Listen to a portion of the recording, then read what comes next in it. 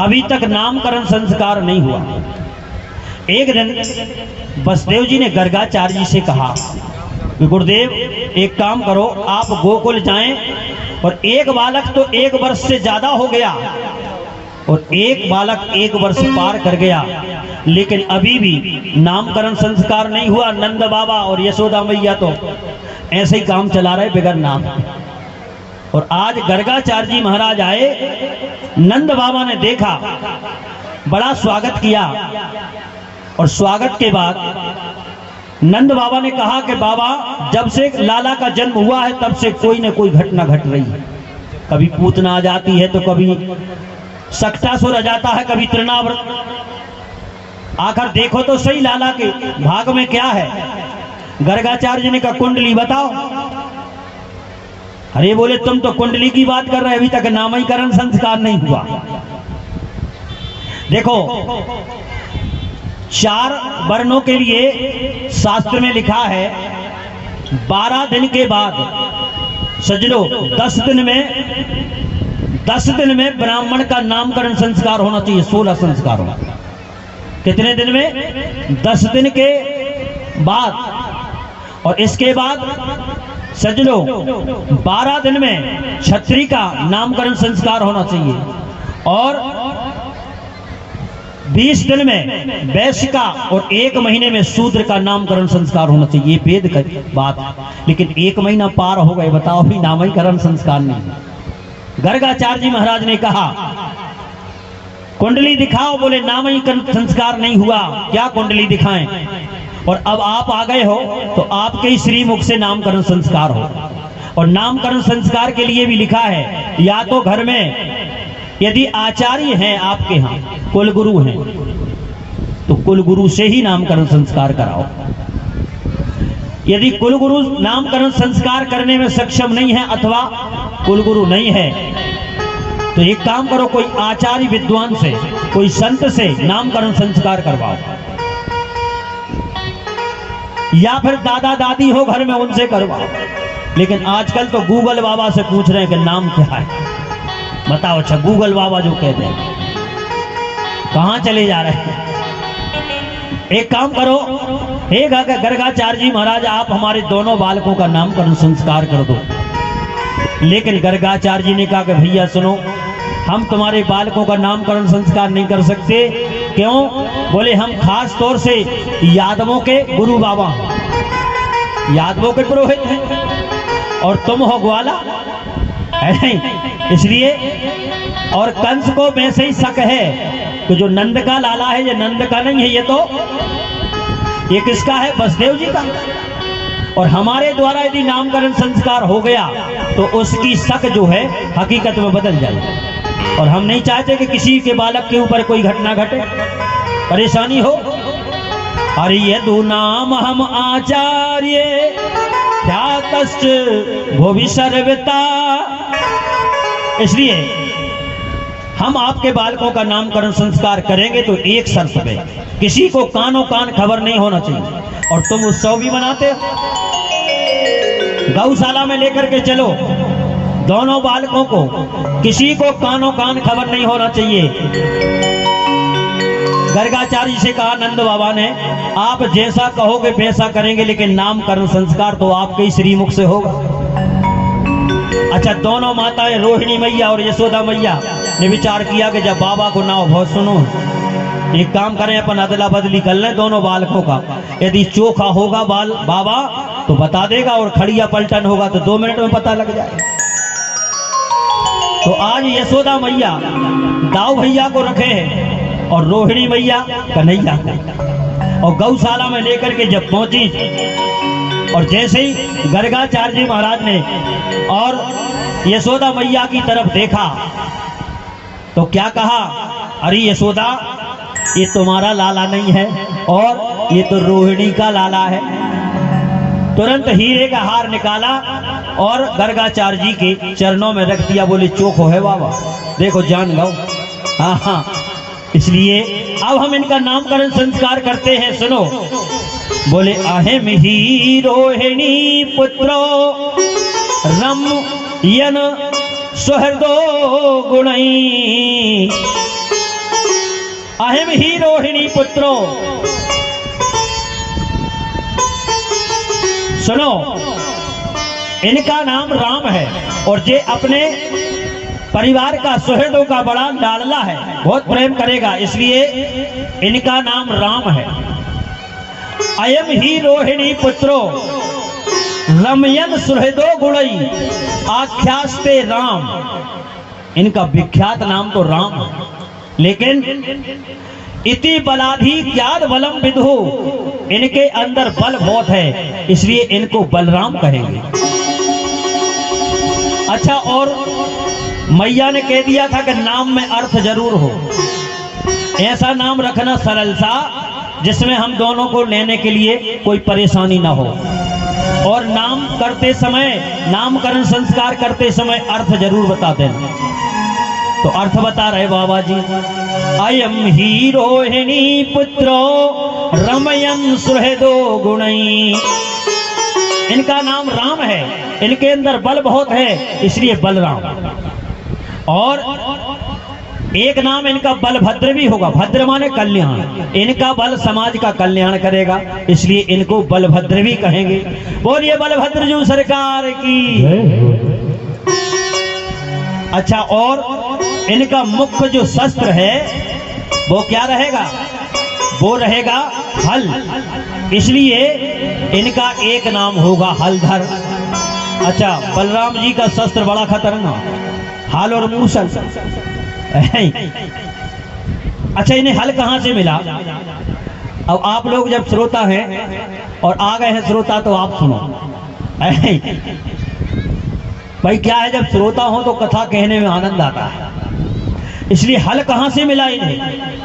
सजनो, जिस समय त्रेता में राम जी 4 भाई और जनकपुर में बिहाए गए, राम लक्ष्मण भरत शत्रुघ्न, और विवाह के उपरांत जनक जी ने हाथ जोड़ के कहा कि एक काम करो राम जी, कुछ मांग लो, ये ससुराल है।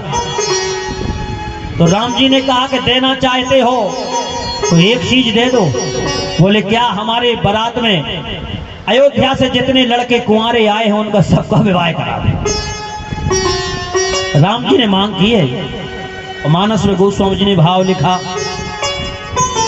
रामचरितमानस में गोस्वामी जी कह रहे, अरे जस रघुवीर ब्याहे विधि बरनी, जस रघुवीर ब्याहे विधि बरनी, सकल कुंवर ब्याहे ते ही करनी, सकल कुंवर ब्याहे ते ही करनी, जस रघुवीर ब्याहे विधि बरनी, जस रघुवीर ब्याहे विधि बरनी। राम जी ने कहा हमारी बारात में जितने लड़के कुंवारे आए हैं उन सब का विवाह, तो किया, बिल्कुल जनक जी ने किया। जो जिस जाति की कन्या, जिस जाति का राजकुमार, और उसी जाति की कन्या से विवाह किया। इसलिए गोस्वामी जी कह रहे, सूर सचिव सैनप बहु तेरे, और नप ग्रह सदन सकल सब केरे। अरे जनकपुर में घर घर बंधन वारे, घर घर में मंडप और विवाह संपन्न हो रहे। लेकिन भरत जी से कहा एक काम करो, अब तुम भी मांग लो। लेकिन भरत जी ने कहा कि हम राम जी से नहीं मांगते, तुमसे क्या मांगेंगे? बोलो अच्छा, भरत जी ने कोई मांग नहीं रखी। शत्रुघ्न जी से कहा कि आप मांग लो। शत्रुघ्न जी ने कहा हम भरत जी से नहीं मांगते, तुमसे क्या मांगेंगे? और जब लक्ष्मण जी से कहा तो लक्ष्मण जी ने कहा जनक जी, जब ससुराल से नहीं मिलेगा तो बताओ फिर कहां से मिलेगा? क्योंकि ससुराल तो ससुराल है, सुख की सार है नहीं? और वास्तव में लक्ष्मण जी ने बहुत अच्छी चीज मांगी है, हम सबको मांगना चाहिए। लक्ष्मण जी ने कहा यदि देना चाहते हो तो हे जनक जी हमें वो चीज दे दो, वो साधन दे दो। कौन सा साधन? देखो क्या मांगा, बात अच्छी लगे तो ताली बजा देना। लक्ष्मण जी ने कहा, हे जनक जी, हमें वो साधन चाहिए जिस साधन को तुमने धरती में चला के और जगदम्बा भक्ति मैया सीता को प्रकट कर लिया, हमें वो साधन दे दो हल के रूप में। क्योंकि जनक जी ने हल चला के और भक्ति सीता का प्रादुर्भाव किया था, और हमारे जीवन में भक्ति उतर जाए तो हमसे बड़ा आदमी दुनिया में कोई नहीं। तो आज जनक जी ने कहा, हे छोटे ठाकुर लक्ष्मण जी, हम वचन देते हैं कि हल तुम्हें अभी तो प्राप्त नहीं होगा, लेकिन 28वें द्वापर में तुम बनोगे दाऊ, बड़े बन करके आओगे। क्योंकि जनक जी साधारण नहीं है, विदेह राज जनक जी ज्ञानियों में सबसे ज्यादा, रामायण काल के सबसे बड़े ज्ञानी हैं जनक जी। जनक जी ने कहा कि हे लक्ष्मण, जिस समय तुम द्वापर में बड़े बन करके जाओगे उस समय ब्रह्मा जी के द्वारा ये हल हमारा और तुम्हें प्राप्त होगा, इसको तुम अपना शस्त्र बना लेना। और इस प्रकार से सज्जनों, ये दाऊ भैया के लिए हल जनक जी के द्वारा ब्रह्मा जी से दिलवाया गया। बोलिए सच्चिदानंद भगवान की। और यहाँ दाऊ भैया का नामकरण संस्कार संपन्न हुआ, और अब देखा भगवान कृष्ण की तरफ तो बाबा जी की जो समाधि लग गई। बोले इनका नामकरण संस्कार हम क्या करें? हे यशोदा, इनके एक आध नाम नहीं है, इनके कई नाम हैं।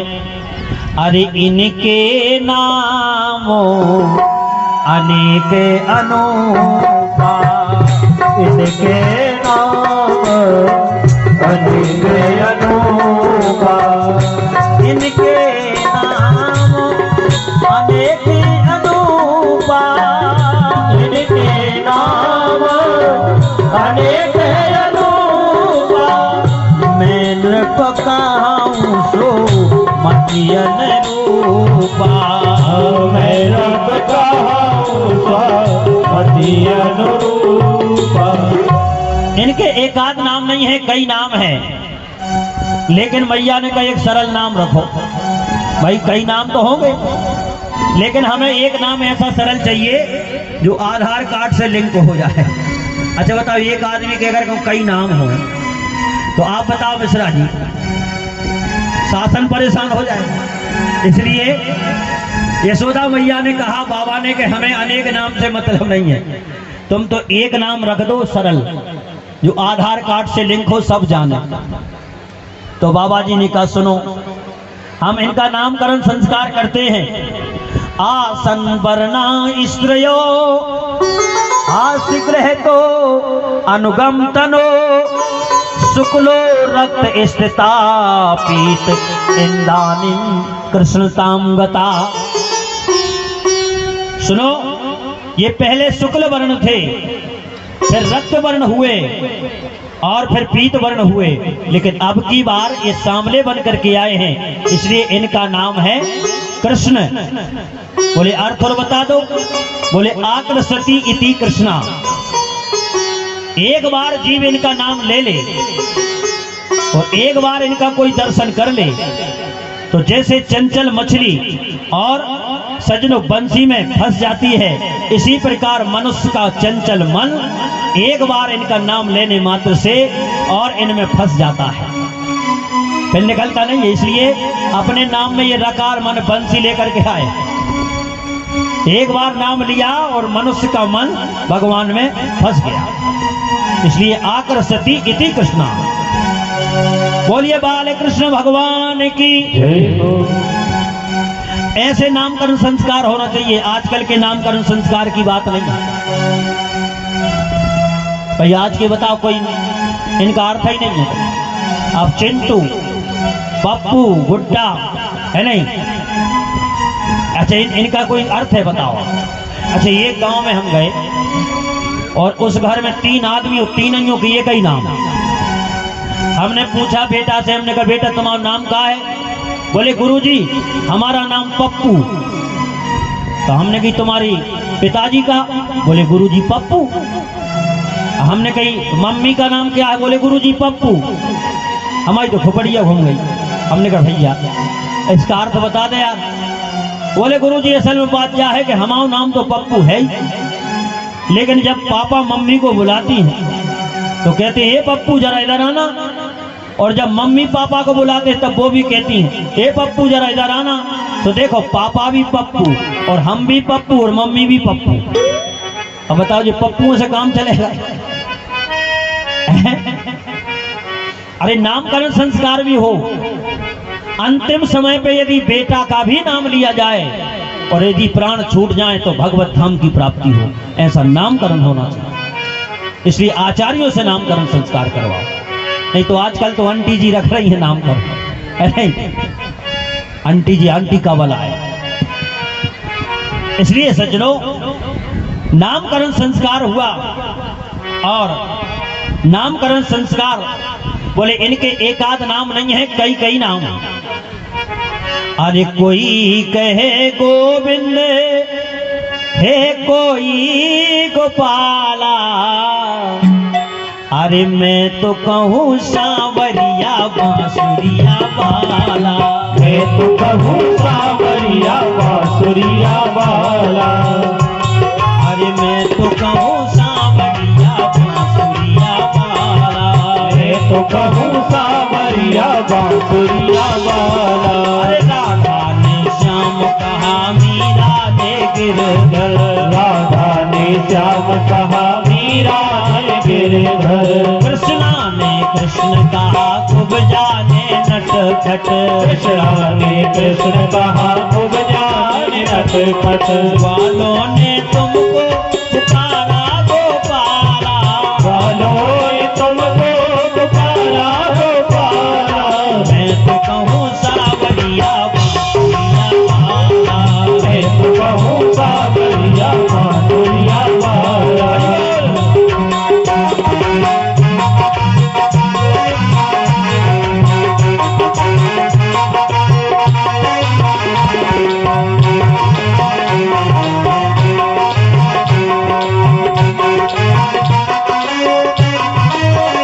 हरि बोल।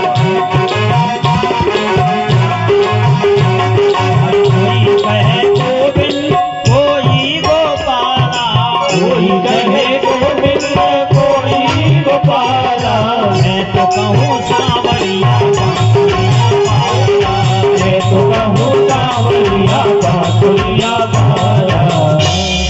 गर्गाचार्य जी महाराज नामकरण संस्कार करके और मथुरा पहुंचे।